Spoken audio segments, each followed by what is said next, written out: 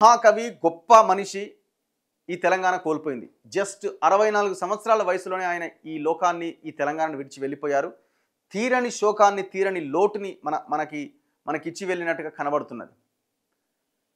So ఆయన ఏమీ చదువుకోలేదు. ఒక పశువుల కాపరిగా ఉంటూ అంత జ్ఞానాన్ని సంపాదించి ఒక రాష్ట్రానికి గీతాన్ని అందించాడు. ఆయన రాసిన గీతమే ఇవాళ తెలంగాణ రాష్ట్ర గీతం అయింది.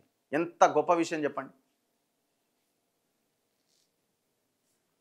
చాలామంది కవులు ఉంటారు, చాలామంది పాడేవాళ్ళు ఉంటారు, చాలామంది రచయితలు ఉంటారు. కానీ ఇట్లాంటి అద్భుతమైన కవిత్వము, సాహిత్యం అన్నది చాలా అరుదు. సో అట్లా ఒక 4-5 పేర్లు మాత్రమే మనం చెప్పుకోవచ్చు. ఒక అందెశ్రీ, ఒక గోరటి వెంకన్న, ఒక గద్దరు, ఒక వరంగల్ శ్రీనివాసు, ఇట్లా ఒక్కొక్క 4-5 పేర్లు మాత్రమే మనకు కనబడతా ఉంటాయి. సార్ చాలామంది రాస్తుంటారు, అదొక భాగం. కానీ సో వీళ్ళ సాహిత్యం అన్నది పల్లె వాతావరణాన్ని, ప్రకృతిని ప్రతిబింబింపజేస్తుంది. ఒక జయరాజ్ గారు, ఇట్లా ఎంతోమంది ఉన్నారు. దాంట్లో కొంతమంది వీళ్ళు ఇట్లాంటి మహానుభావులు.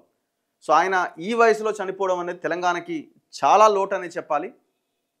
సో అందుకే మనం ప్రతిరోజు ఆయన ఉన్నప్పటి నుంచి ఆయన రాసిన రాష్ట్ర గీతాన్ని మనం గుర్తు చేసుకుంటున్నాం. సో ప్రతిరోజు మార్నింగ్ న్యూస్లో మనం ఆ సాంగ్తోనే మనం షో స్టార్ట్ చేస్తాం. అయితే గట్కేసర్లో ఔటర్ జంక్షన్లో ఆయన అంత్యక్రియలు జరగబోతున్నాయి. చాలామంది డిమాండ్ చేస్తున్నారు ఆ జంక్షన్కి అందెశ్రీ జంక్షన్ అని పెట్టండి అని. పెట్టాల్సిన అవసరం కూడా ఉన్నది. ఇంకంతకంటే గొప్పగా ఆయన కీర్తించాలి.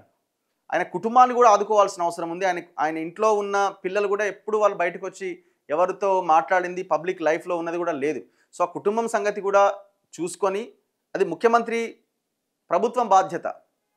పాపం ఆయన ఒక ఇంటి నిర్మాణం కూడా స్టార్ట్ చేసిండు వీళ్ళ సహకారంతో. ఆ ఇంటి నిర్మాణం కూడా ఆగిపోయింది.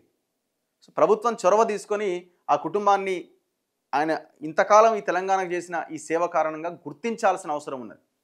ఆ కుటుంబాన్ని కాపాడుకోవాల్సిన అవసరం ఉన్నది.